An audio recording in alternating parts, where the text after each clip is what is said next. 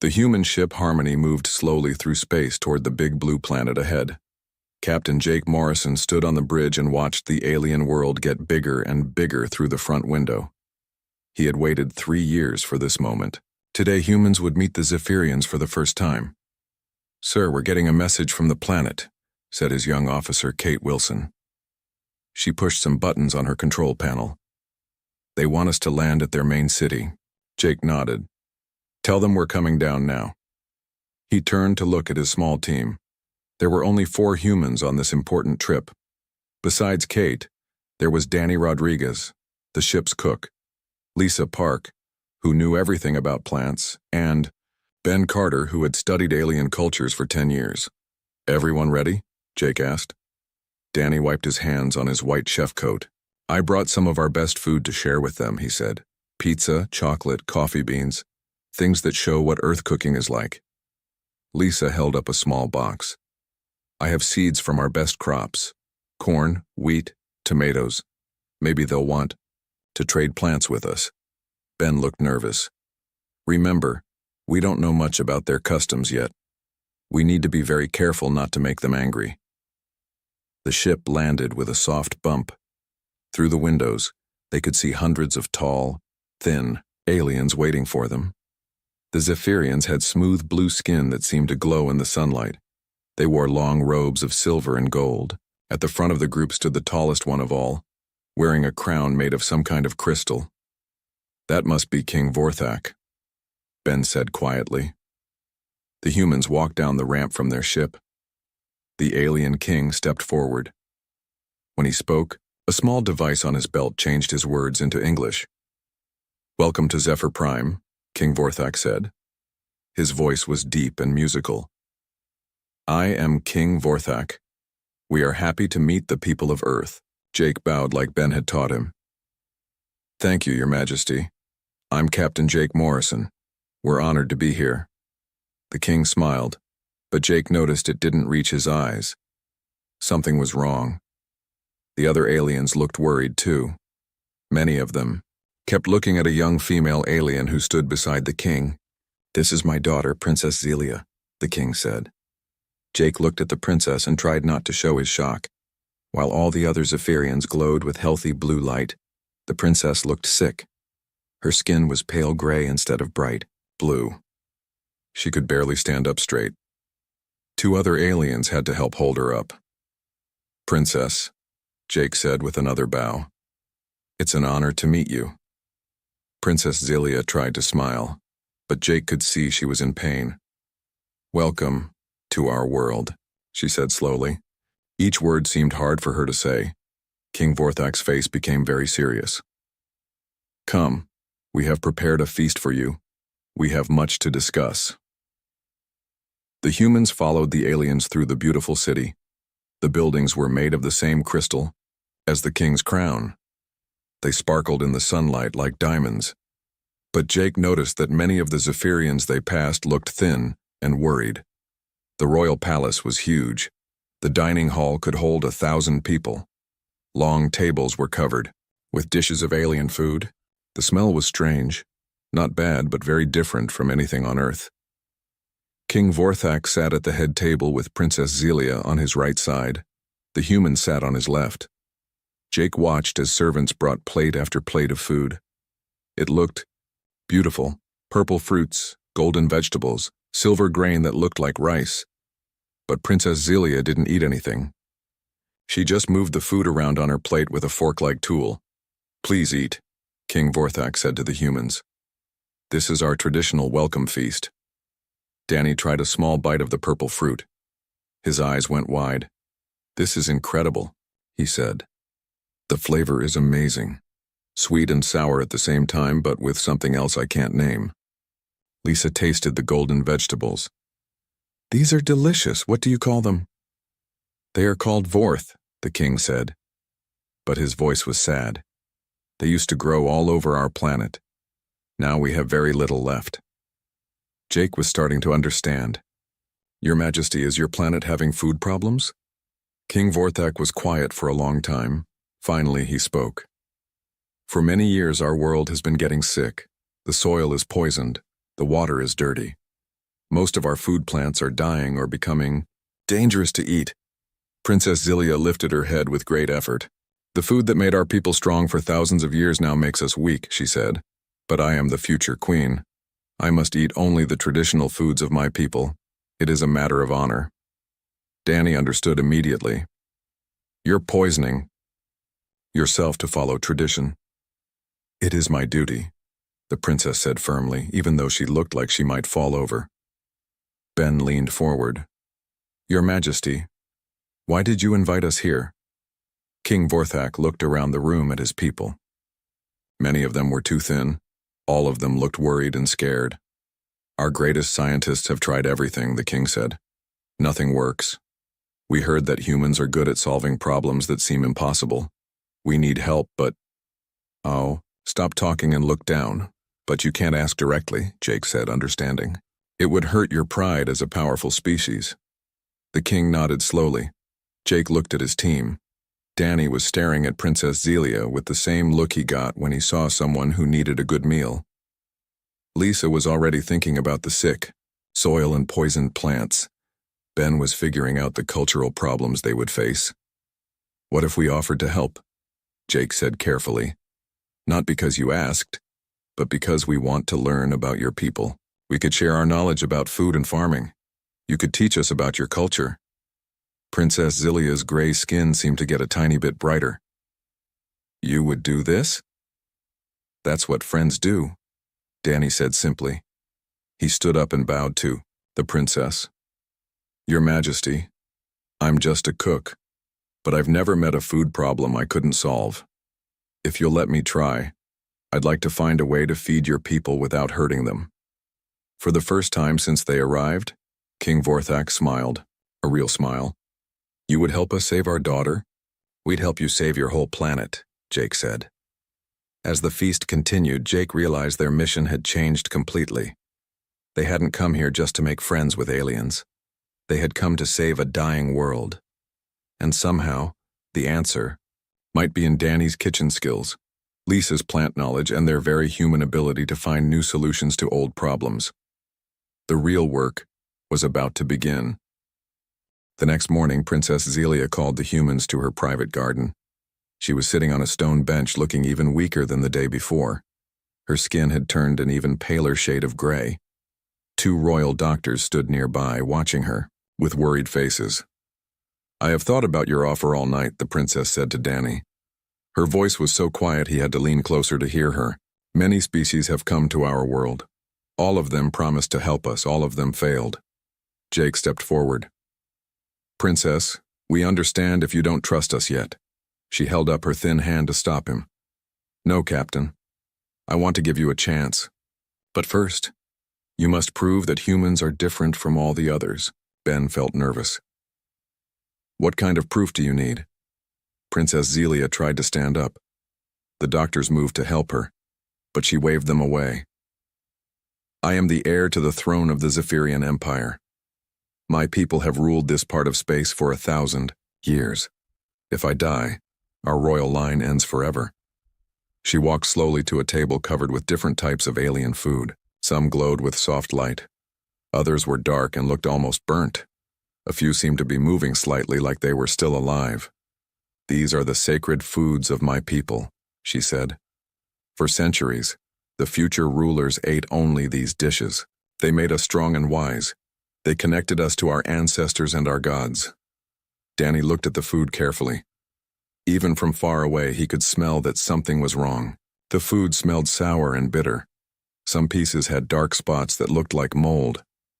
Now these same foods are killing me, the princess continued. But I cannot eat anything else. It would be like saying our ancestors were wrong.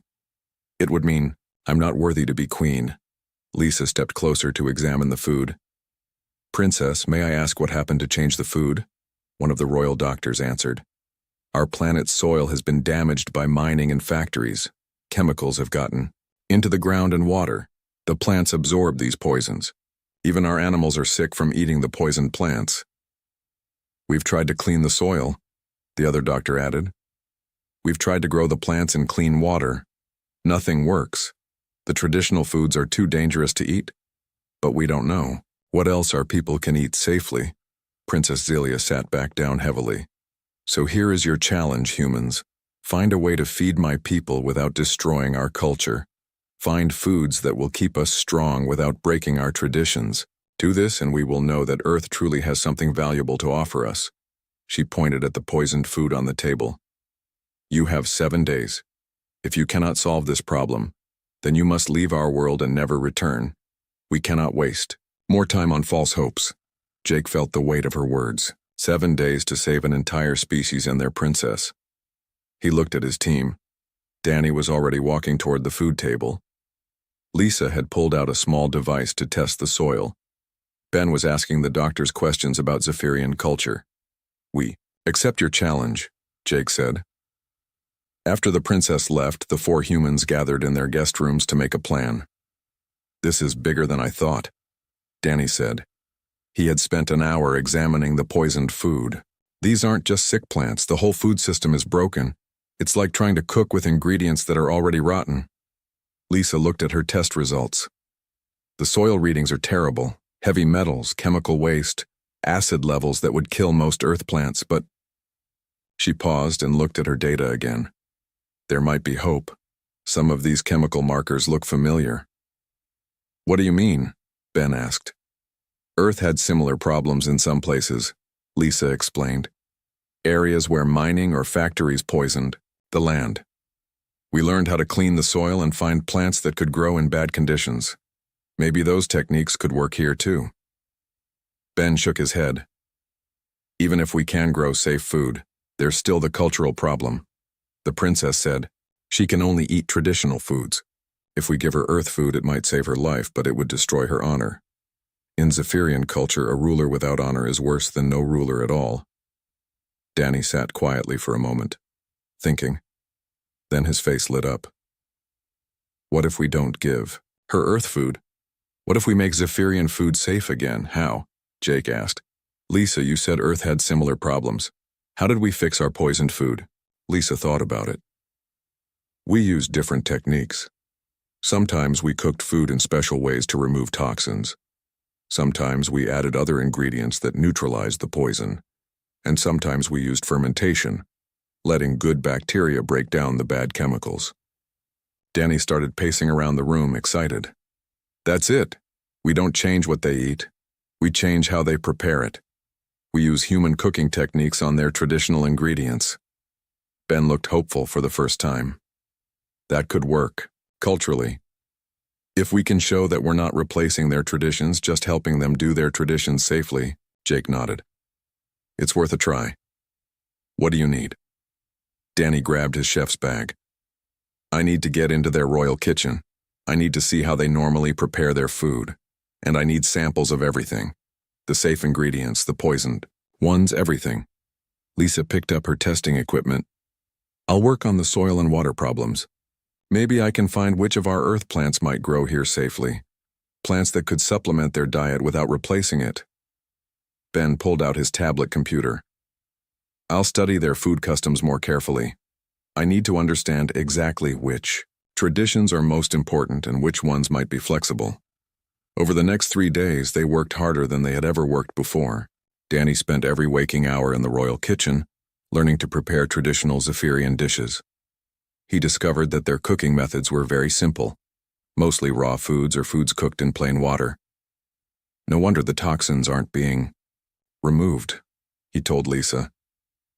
On Earth, we learned that cooking at high heat, adding acids like vinegar or fermenting food can break down many poisons. But they've never tried these techniques. Lisa made an exciting discovery in the palace gardens. Jake, look at this, she called him over to a patch of sick-looking plants. These aren't completely dead. Some of them are actually trying to clean themselves. Their roots are filtering out some of the toxins. She showed him her test results. If we help this natural process along, add some earth bacteria that eat heavy metals, change the soil pH, introduce some of our hardy plants to help clean the ground, we might be able to save their traditional crops. Ben found something important too. He spent hours talking to the palace historians and learned that Zephyrian food traditions had changed many times over the centuries. Their ancient cooking methods are only about 300 years old, he told the group. Before that, they used fermentation and heat cooking, just like humans do. They changed to raw foods because they thought it was purer and more spiritual. On the fourth day, Danny made his first test meal. He took traditional Zephyrian ingredients, but he prepared them using old human techniques. He fermented some of the grains like sourdough bread. He cooked the vegetables at high heat with acids to neutralize toxins. He even made a kind of alien, cheese using fermentation to break down the dangerous chemicals in their milk. The smell coming from the kitchen was amazing. Familiar human cooking smells mixed with the exotic spices of Zephyr Prime. "I think this might work," Danny said, tasting his creation carefully. "The flavors are still completely Zephyrian, but the food is safe to eat." But they still had the biggest challenge ahead of them. They had to convince Princess Zilia to try their modified version of her sacred foods. If she refused, or if the food made her sicker instead of better, their mission would be over. Jake looked at his team. They were all tired but hopeful. "Tomorrow we present our solution to the princess. Are we ready?" Danny packed his carefully prepared dishes. Lisa gathered her soil samples and plant data. Ben reviewed his cultural research one more time. "We're as ready as we'll ever be," Jake said. "Let's hope it's enough to save her life." On the fifth morning, Princess Zelia could barely get out of bed. Her skin had turned almost white, and she had to lean on two servants just to walk to her chair. King Vorthak looked at his dying daughter with tears in his eyes. "The human time is almost up," one of the royal advisors whispered to another. "Perhaps we should prepare for the worst." But Danny wasn't giving up. He had worked all night in the royal kitchen, making his final version of the modified Zephyrian feast. He had found the perfect balance, traditional ingredients prepared, with human techniques that removed the poison while keeping all the original flavors. Jake and his team entered the princess's dining room, carrying covered dishes that smelled incredible. Even the sick princess lifted her head slightly when the aroma reached her. "Your Majesty," Jake said to King Vorthak, "we believe we have found a solution, but first, let us explain what we learned about your food."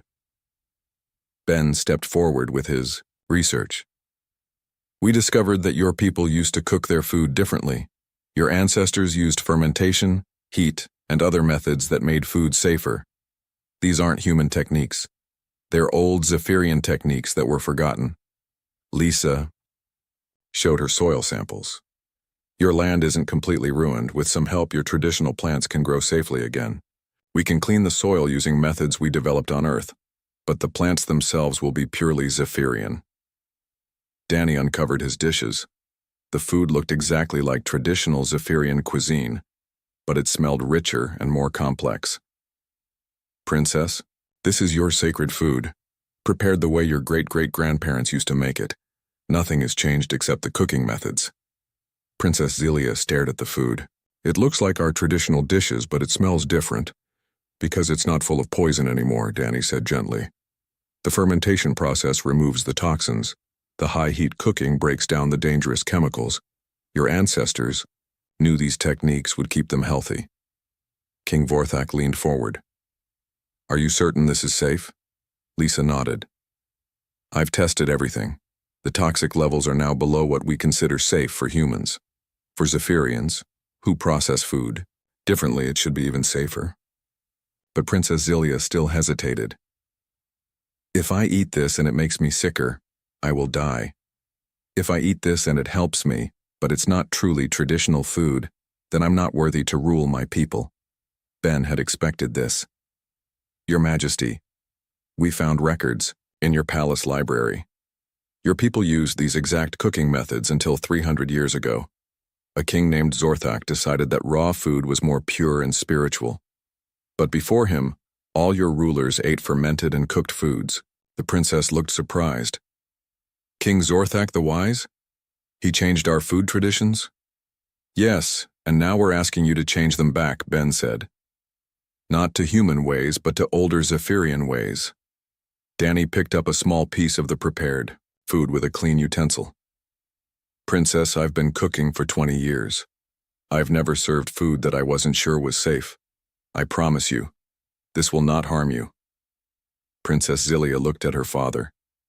King Vorthak's face showed all his worry and love for his daughter. The choice is yours, my child. But remember, a dead princess cannot serve her people at all.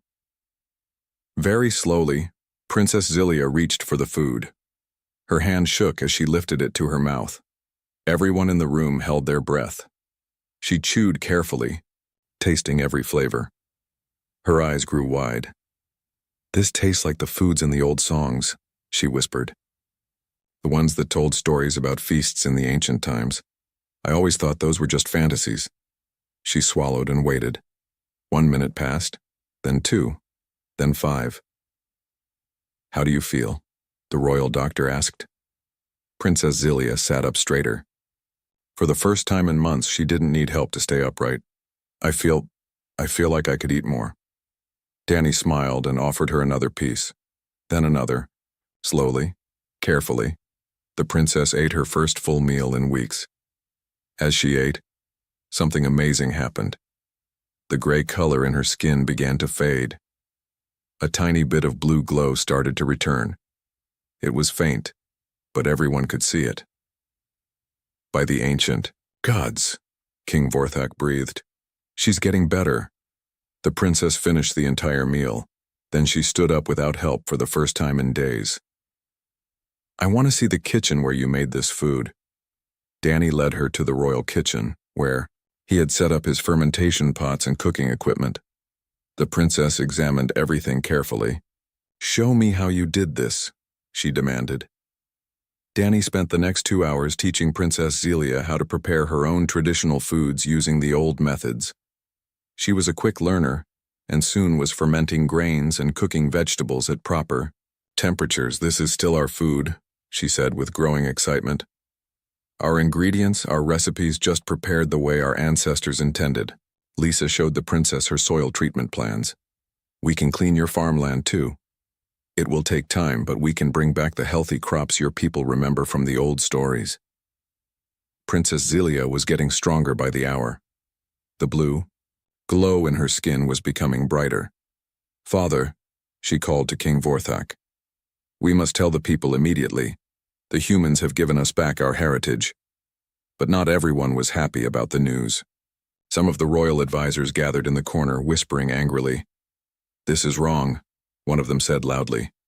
"We are accepting help from aliens. This makes us look weak." "Weak?" Princess Zilia turned to face them, standing tall and glowing, brighter than she had in months. "Learning from others makes us strong. Adapting to survive makes us wise.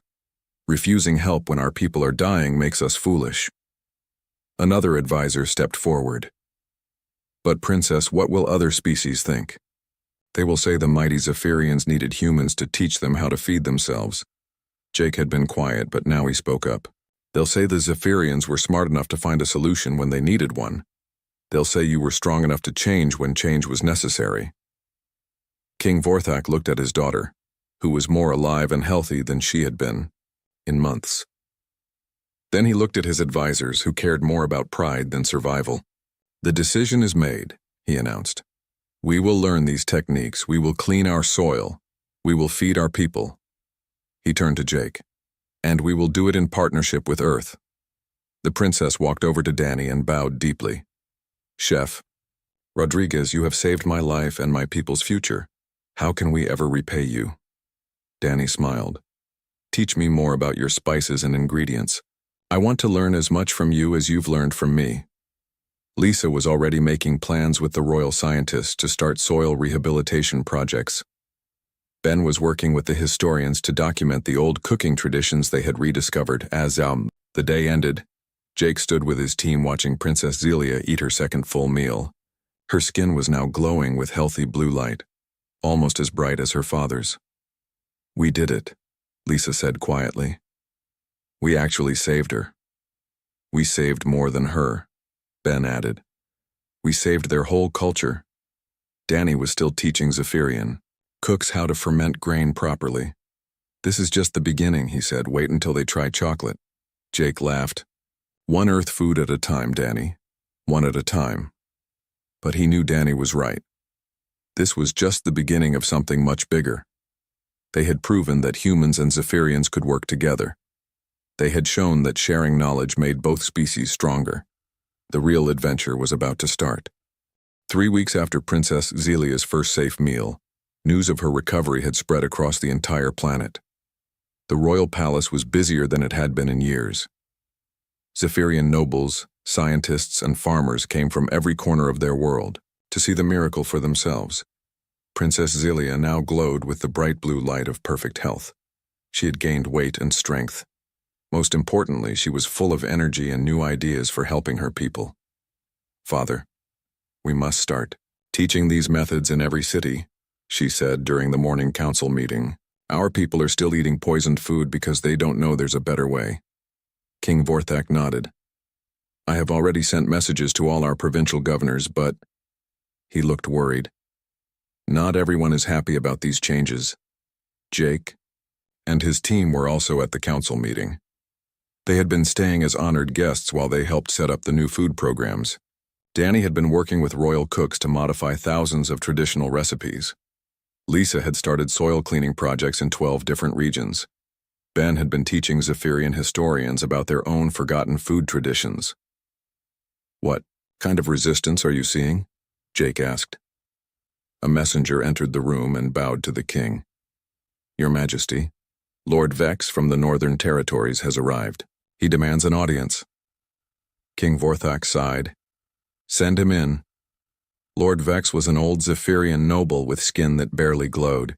He wore traditional robes and carried an ancient staff of office. When he entered the room, he didn't bow to the king. Instead, he stared at the humans with obvious dislike. "King Vorthak," Lord Vex said in a cold voice, "I come here representing dozens of noble families. We are deeply concerned about these changes you have made." "What concerns you, old friend?" the king asked politely. Lord Vex pointed at Danny, who was quietly taking notes about Zephyrian spices. "You have allowed aliens to change our most sacred traditions. You have let them into our royal kitchen. You have even let your daughter eat their alien cooking methods." Princess Zelia stood up, her healthy glow brightening with anger. "Lord Vex, these alien cooking methods saved my life, and they're not alien at all. They're ancient Zephyrian methods that we had forgotten." "Lies," Lord Vex snapped. "You have been corrupted by these humans. You eat their food and now you think like them. This is exactly what we feared would happen." Ben stepped forward carefully. "Lord Vex, we have historical records from your own palace library. These cooking techniques were used by your people for thousands of years." "I don't care what your human books say," Lord Vex replied. "For the last 300 years, pure food has been the way of our people, raw and natural as the gods intended." Danny couldn't stay quiet anymore. "Pure food that's killing everyone? Natural food full of poison? How is that better?" Lord Vex turned, red with anger. "Because it's our way. Because accepting help from inferior species makes us weak. Because once we start eating like humans, soon we'll be thinking like humans, acting like humans, becoming like humans." The room went very quiet. Jake could see that Lord Vex had touched on the real fear, that learning from humans somehow made the Zephyrians less special. Princess Zelia walked over to stand directly in front of Lord Vex. Even though he was much older, she was now taller and stronger than him. "Lord Vex," she said in a clear, strong voice, "look at me. Do I look like a human to you?"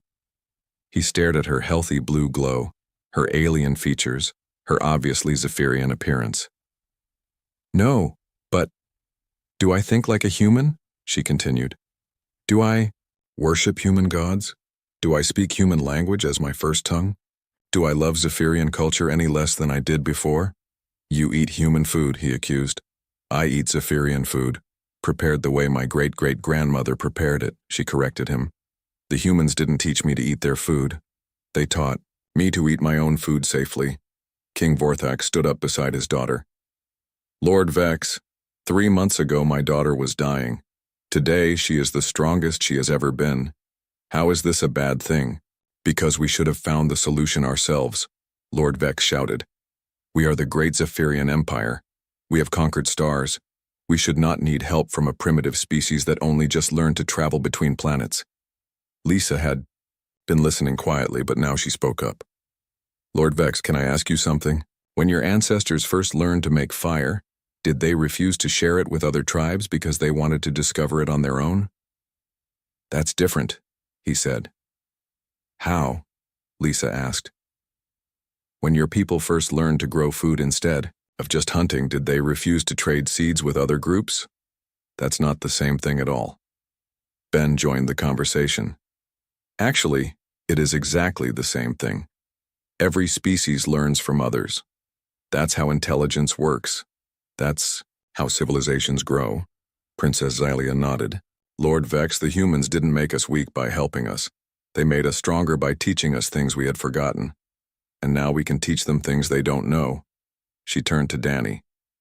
Show him the spice blend you learned about yesterday. Danny pulled out a small container filled with silver powder. This is Threx root, ground with vorth seeds and processed with a technique the princess taught me. It creates flavors I never imagined possible. No human has ever tasted anything like this. He handed the container to Lord Vex. The exchange goes both ways. We learn from each other. Lord Vex smelled the spice blend, and despite his anger, Jake could see his eyes light up with interest. This does smell remarkable, he admitted. Because it's the best of both worlds, Princess Xylia explained. Human preservation techniques keeping our traditional spices fresh and potent. Two species working together to create something neither could make alone. But Lord Vex shook his head and handed back the spices. It doesn't matter how good it smells. The principle is wrong. We are Zephyrians. We should solve Zephyrian problems in Zephyrian ways. King Vorthak's patience was running out. And if we can't? If our ways fail? Do we die proudly, or do we live wisely? We die as Zephyrians, rather than live as something less than Zephyrians, Lord Vex declared. Princess Xylia stared at him in amazement. You would rather see me die than see me learn from our friends? Yes, Lord Vex said simply. Your death as a true Zephyrian would be better than your life as a corrupted half-human. The room exploded in angry voices. Several Zephyrian officials shouted at Lord Vex. Others seemed to agree with him. Jake realized that this wasn't just about food anymore. This was about the future direction of the entire Zephyrian civilization. Princess Xylia held up her hand for silence. When the room was quiet, she spoke in a voice that was both gentle and absolutely firm. Lord Vex, I understand your fears. I was afraid too when I first tried the modified food. I thought it might make me less Zephyrian, but I learned something important. She gestured to the humans, then to the Zephyrian officials, then to the art and decorations around the room. Being Zephyrian isn't about eating specific food or following specific rules. Being Zephyrian is about our values, our love for our families, our dedication to justice and honor, our curiosity about the universe, our desire to build something good for future generations. She walked over to a window that looked out over the city. The humans didn't change any of those things in me. If anything, they made them stronger. Now I can serve my people better, because I'm healthy. Now I can learn more about the universe because I have friends from another world. Now I can build a better future because I have new tools to work with. She turned back to Lord Vex. You say I'm corrupted, but I say I'm enhanced. Still completely Zephyrian, but now also connected to the wider universe.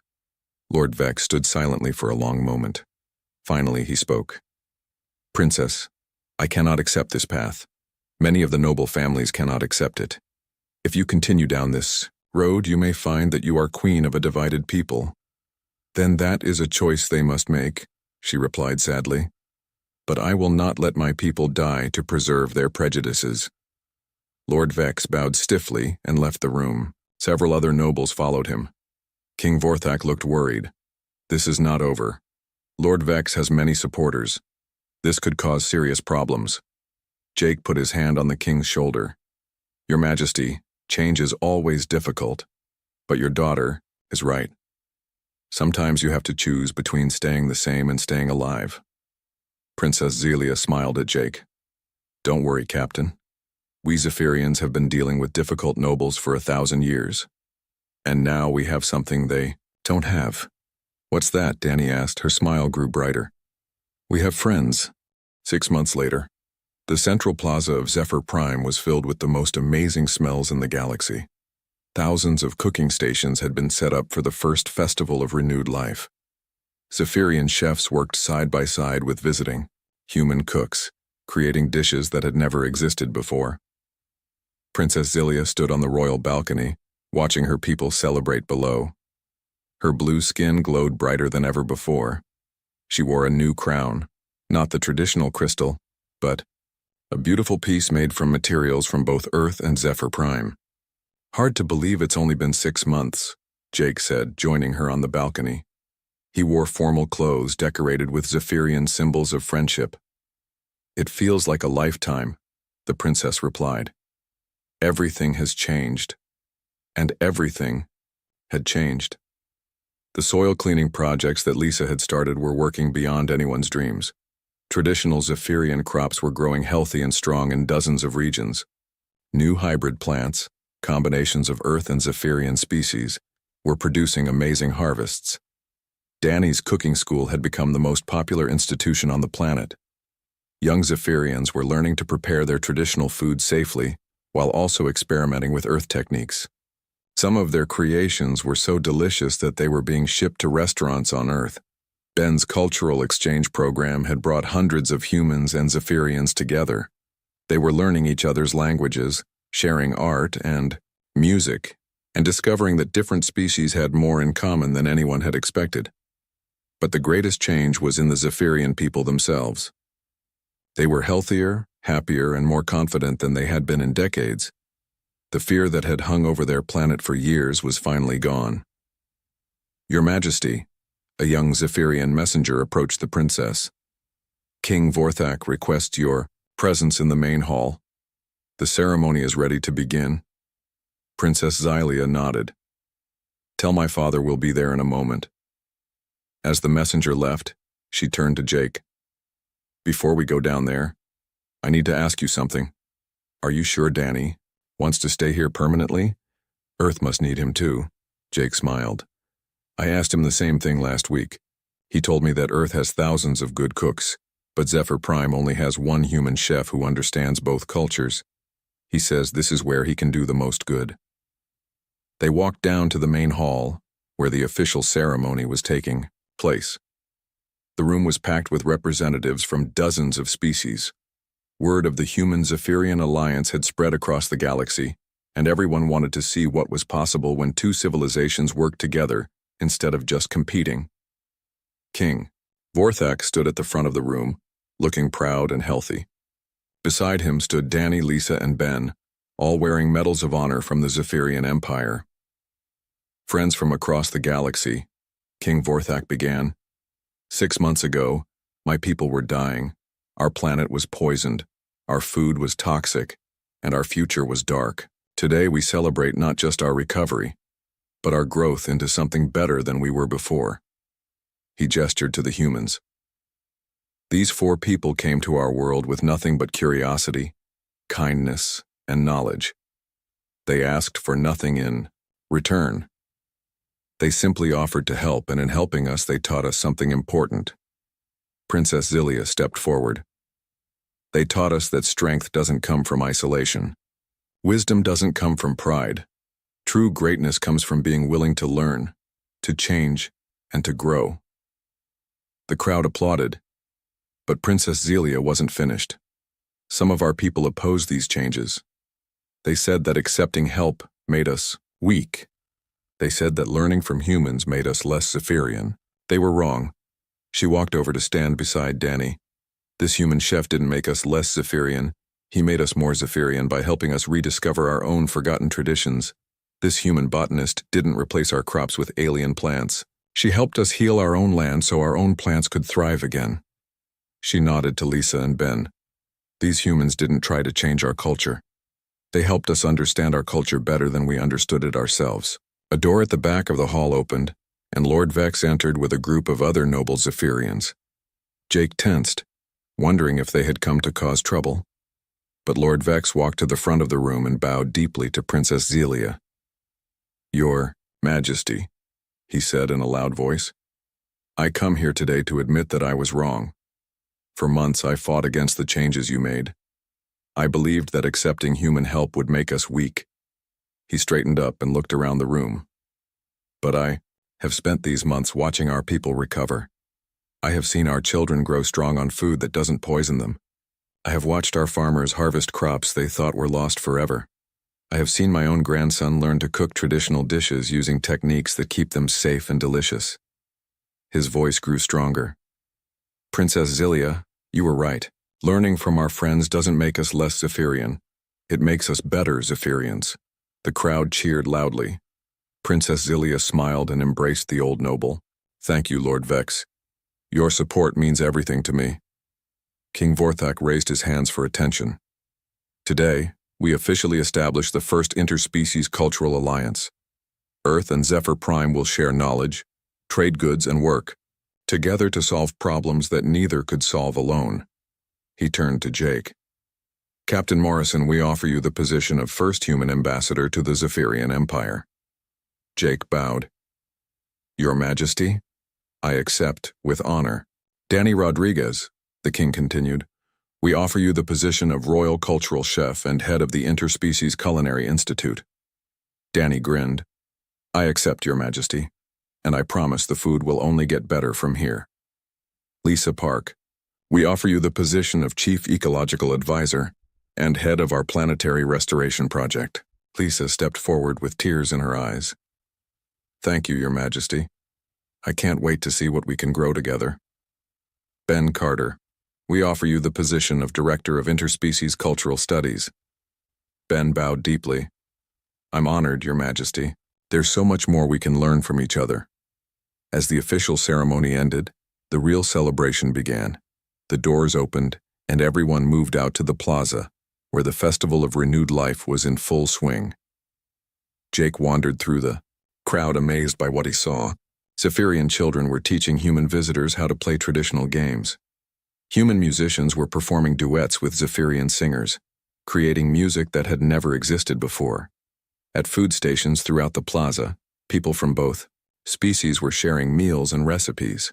He found Danny at a cooking station, teaching a group of young Zephyrians how to make a fusion dish that combined Earth pizza techniques with traditional Zephyrian flatbread. Any regrets about staying? Jake asked him. Danny looked around at his eager students, then at the crowd of happy, healthy Zephyrians enjoying the festival. Are you kidding? This is the best job in the galaxy. I'm creating entirely new types of food every day, and I'm helping save a civilization while I do it. Lisa was nearby, showing a group of Zephyrian farmers some earth plants that were growing in Zephyrian soil.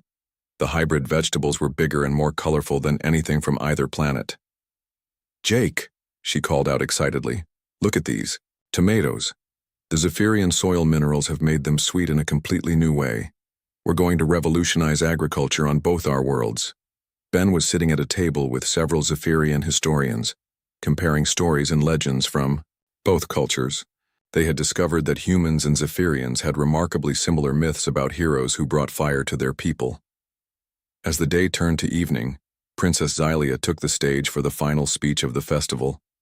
The entire plaza went quiet to listen to her. 6 months ago I was dying, she began. Not just me, but our entire civilization. We were so proud, so sure that we could solve all our problems alone that we almost died rather than ask for help. She gestured to the crowd, where humans and Zephyrians were sitting together, sharing food and stories. Today, I see the future of the galaxy. Not species competing with each other, but species working together. Not civilizations trying to prove they're superior, but civilizations learning from each other's strengths. Her voice grew stronger and more excited. This is just the beginning.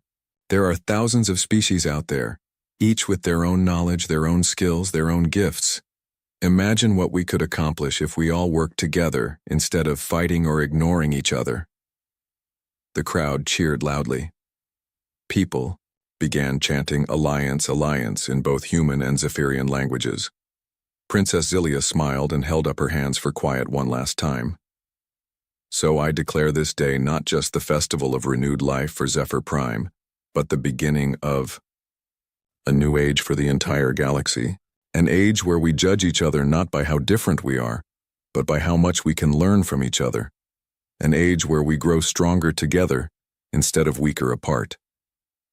As the festival continued into the night with music, dancing, and the sharing of countless new dishes, Jake stood with his team and their new Zephyrian friends looking up at the stars. "You know what this means, don't you?" he said to the others. "What?" Danny asked, taking a break from teaching Zephyrian children how to make ice cream. "This is just planet number 1, Jake said with a grin. There are thousands of other worlds out there, and now we know that the best diplomacy happens around the dinner table.